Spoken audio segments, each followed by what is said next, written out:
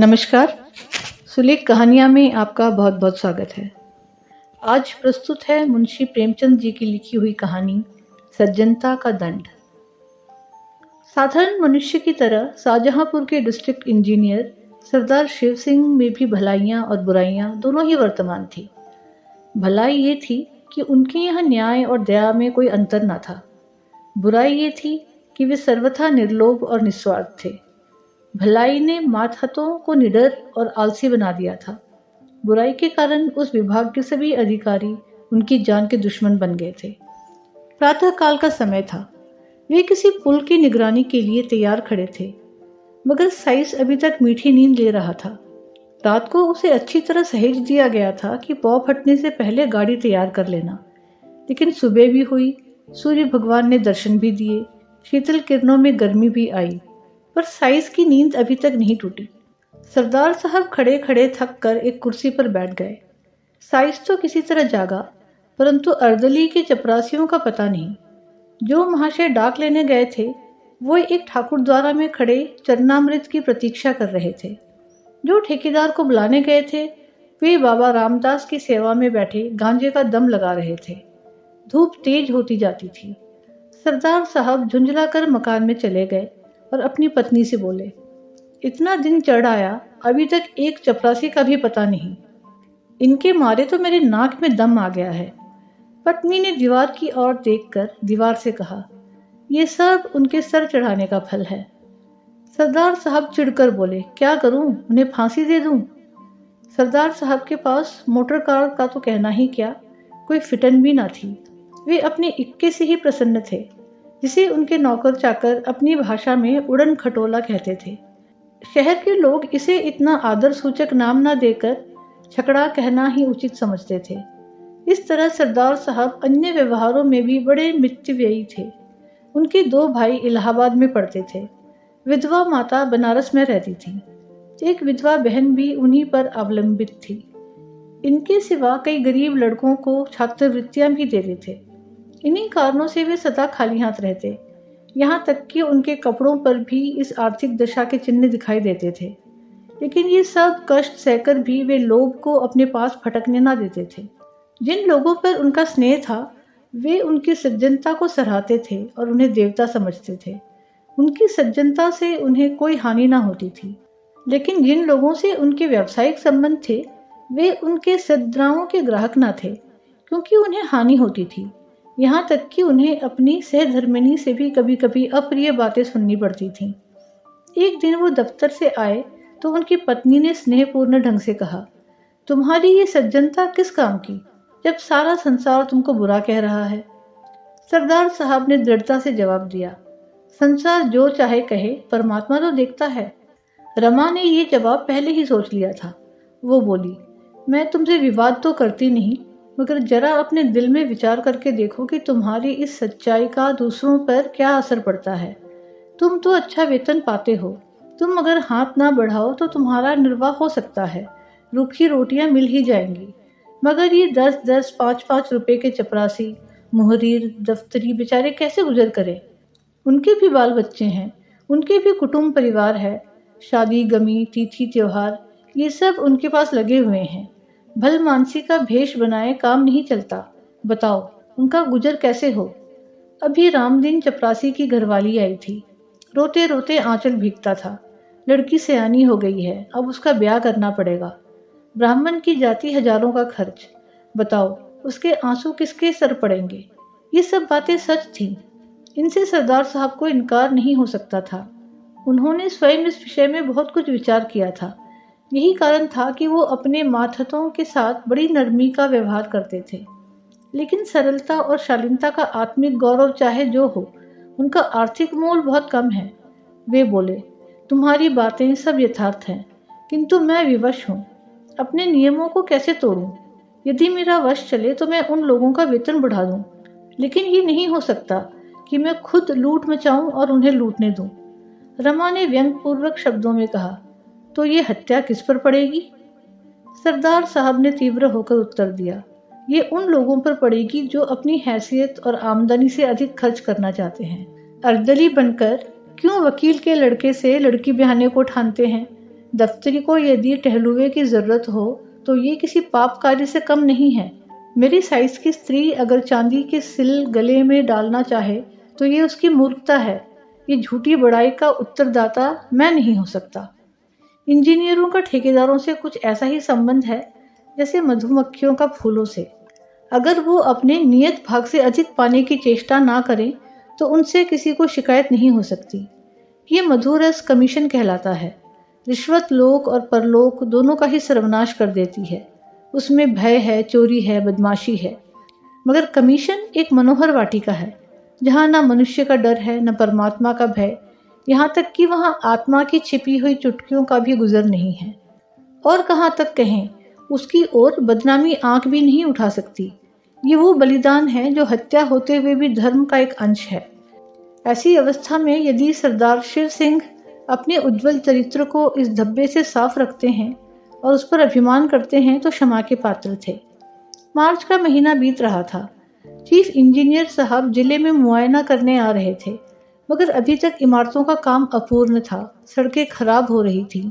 ठेकेदारों ने मिट्टी और कंकड़ भी नहीं जमा किए थे। सरदार साहब रोज ठेकेदारों को ताकीद करते थे, मगर इसका कुछ फल ना होता था। एक दिन उन्होंने सबको बुलाया। वे कहने लगे, तुम लोग क्या यही चाहते हो कि मैं इस जिले से बदनाम होकर जाऊं? मैंने तुम्हारे साथ कोई बुरा सलूक नहीं किया। मैं चाहता तो आपके काम छीनकर खुद करा लेता, मगर मैंने आपको हानि पहुंचाना उचित न समझा। उसकी मुझे ये सजा मिल रही है। खैर, ठेकेदार लोग यहाँ से चले तो बात होने लगी। मिस्टर गोपाल दास बोले, अब आटे दाल का भाव मालूम हो जाएगा। शाहबाज खान ने कहा, किसी तरह इनका जनाजा निकले तो यहाँ से। सेठ चुन्नीलाल ने फरमाया, इंजीनियर से मेरी जान पहचान है, मैं उसके साथ काम कर चुका हूँ, वो उन्हें खूब लथेड़ेगा। इस बार बूढ़े हरिदास ने उपदेश दिया, यारों, स्वार्थ की बात है, नहीं तो सच ये है कि ये मनुष्य नहीं देवता है। भला और नहीं तो साल भर में कमीशन के 10,000 तो होते होंगे। इतने रुपयों को ठोकर की तरह तुच्छ समझना क्या कोई सहज बात है? एक हम हैं कि कौड़ियों के पीछे ईमान बेचते फिरते हैं, तो सज्जन पुरुष हमसे एक पाई का रवादार ना हो। सब प्रकार के कष्ट उठाकर भी जिसकी नीयत डामाडोल ना हो, उसके साथ ऐसा नीच और कुटिल बर्ताव करना पड़ता है। इसे अपने अभाग्य के सिवा और क्या समझे? शाहबाज खान ने फरमाया, हाँ, इसमें तो कोई शक नहीं कि यह शख्स नेकी का फरिश्ता है। सेठ चुन्नीलाल ने गंभीरता से कहा, खां साहब, बात तो वही है जो तुम कहते हो, लेकिन किया क्या जाए? नेक नियति से तो काम नहीं चलता। ये दुनिया तो छल कपट की है। मिस्टर गोपाल दास बीए पास थे। फिर गर्व से बोले, इन्हें जब इस तरह रहना था तो नौकरी करने की क्या जरूरत थी? ये कौन नहीं जानता कि नीयत को साफ रखना अच्छी बात है, मगर ये भी तो देखना चाहिए कि इसका दूसरों पर क्या असर पड़ता है। हमको तो ऐसा आदमी चाहिए जो खुद खाए और हमें भी खिलावे। खुद हलवा खाए, हमें रूखी रोटियां ही खिलावे। वो अगर 1 रुपया कमीशन लेगा तो उसकी जगह 5 का फायदा कर देगा। इन महाशय के यहाँ क्या है? इसलिए आप जो चाहें कहें, मेरी तो कभी इनके साथ निभ नहीं सकती। शाहबाज खान बोले, हाँ, नेक और पाक साफ रहना जरूर अच्छी चीज़ है, मगर ऐसी नेकी से ही क्या जो दूसरों की जान ले ले। बूढ़े हरिदास की बातों की जिन लोगों ने पुष्टि की थी, वे सब गोपाल दास की हाँ में हाँ मिलाने लगे। निर्बल आत्माओं में सच्चाई का प्रकाश जुगनू की चमक है। सरदार साहब की एक पुत्री थी। उसका विवाह मेरठ के एक वकील के लड़के से ठहरा था। लड़का होनहार था, जाति कुल का ऊंचा था। सरदार साहब ने कई महीने की दौड़ धूप में इस विवाह को तय किया था और सब बातें तय हो चुकी थी, केवल दहेज का निर्णय नहीं हुआ था।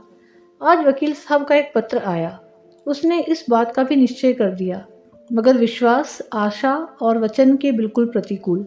पहले वकील साहब ने एक जिले के इंजीनियर के साथ किसी प्रकार का ठहराव व्यर्थ समझा। बड़ी सस्ती उदारता प्रकट की। इस लज्जित और घृणित व्यवहार पर खूब आंसू बहाए, मगर जब ज़्यादा पूछताछ करने पर सरदार साहब के धन वैभव का भेद खुल गया, तब दहेज का ठहराना आवश्यक हो गया। सरदार साहब ने आशंकित हाथों से पत्र खोला। 5,000 रुपये से कम पर विवाह नहीं हो सकता। वकील साहब को बहुत खेद और लज्जा थी कि वे इस विषय में स्पष्ट होने पर मजबूर किए गए, मगर वे अपने खानदान के कई बूढ़े, खर्राट, विचारहीन, स्वार्थंत महात्माओं के हाथों बहुत तंग थे। उनका कोई वंश न था।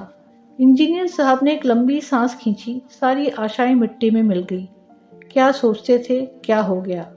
विकल होकर कमरे में टहलने लगे।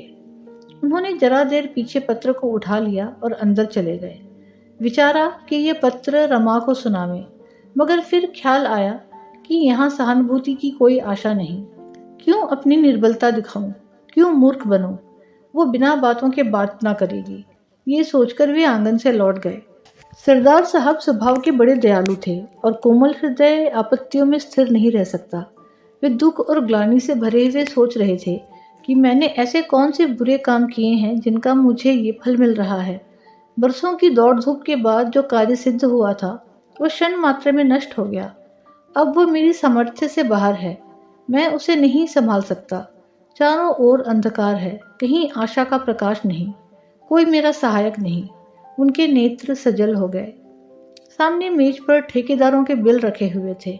वे कई सप्ताहों से यूं ही पड़े थे। सरदार ने उन्हें खोलकर भी ना देखा था। आज इस आत्मिक ग्लानि और नैराश्य की अवस्था में उन्होंने इन बिलों को सतृष्ण आंखों से देखा। जरा से इशारे पर ये सारी कठिनाइयां दूर हो सकती हैं। चपरासी और क्लर्क केवल मेरी संपत्ति के सहारे सब कुछ कर लेंगे। मुझे जबान हिलाने की भी जरूरत नहीं, ना मुझे लज्जित ही होना पड़ेगा। इन विचारों का इतना प्राबल्य हुआ कि वे वास्तव में बिलों को उठाकर गौर से देखने और हिसाब लगाने लगे कि उनमें कितनी निकासी हो सकती है। मगर शीघ्र ही आत्मा ने उन्हें जगा दिया। आह, मैं किस भ्रम में पड़ा हुआ हूँ! क्या उस आत्मिक पवित्रता को जो मेरी जन्म भर की कमाई है केवल थोड़े से धन पर अर्पण कर दूं? जो मैं अपने सहकारियों के सामने गर्व से सर उठाए चलता था, जिससे मोटर कार वाले भ्रातृगण आंखें नहीं मिला सकते थे, वही मैं आज अपने उस सारे गौरव और मान को, अपनी संपूर्ण आत्मिक संपत्ति को 10-5 हजार रुपयों पर त्याग दूं? ऐसा कदापि नहीं हो सकता। अब उस कुविचार को परास्त करने के लिए, जिसने क्षण मात्र के लिए उन पर विजय पाली थी, वे उस सुनसान कमरे में जोर से ठट्ठा कर हंसे। चाहे ये हंसी उन बिलों ने और कमरों की दीवारों ने ना सुनी हो, मगर उनकी आत्मा ने अवश्य सुनी। उस आत्मा को एक कठिन परीक्षा में पार पाने पर परम आनंद हुआ। सरदार साहब ने उन बिलों को उठाकर मेज के नीचे डाल दिया, फिर उन्हें पैरों से कुचला। तब इस विजय पर मुस्कुराते हुए वे अंदर गए। बड़े इंजीनियर साहब नियत समय पर शाहजहांपुर आए। उसके साथ सरदार साहब का दुर्भाग्य भी आया। जिले के सारे काम अधूरे पड़े हुए थे। उनके खानसामा ने कहा, हुजूर, काम कैसे पूरा हो? सरदार साहब ठेकेदारों को बहुत तंग करते हैं। हेड क्लर्क ने दफ्तर के हिसाब को भ्रम और भूलों से भरा हुआ पाया। उन्हें सरदार साहब की तरफ से ना कोई दावत दी गई थी, ना कोई भेंट। तो क्या वे सरदार साहब के नातेदार थे जो गलतियां ना निकालते? जिले के ठेकेदारों ने एक बहुमूल्य डाली सजाई और उसे बड़े इंजीनियर साहब की सेवा में ले जाकर हाजिर हुए। वे बोले, हुजूर, चाहे गुलामों को गोली मार दें, मगर सरदार साहब का अन्याय अब नहीं सहा जाता। कहने को तो कमीशन नहीं लेते, मगर सच पूछिए तो जान ले लेते हैं। चीफ इंजीनियर साहब ने मुआयने की किताब में लिखा, सरदार शिव सिंह बहुत ईमानदार आदमी हैं। उनका चरित्र उज्जवल है, मगर वो इतने बड़े जिले का कार्य का भार नहीं संभाल सकते। परिणाम ये हुआ कि वे एक छोटे से जिले में भेज दिए गए और उनका दर्जा भी घटा दिया गया। सरदार साहब के मित्रों और स्नेहियों ने बड़े समारोह से एक जलसा किया। उसमें उनकी धर्मनिष्ठा और स्वतंत्रता की प्रशंसा की। सभापति ने सजल नेत्र होकर कंपित स्वर में कहा, सरदार साहब के वियोग का दुख हमारे दिल में सदा खटकता रहेगा।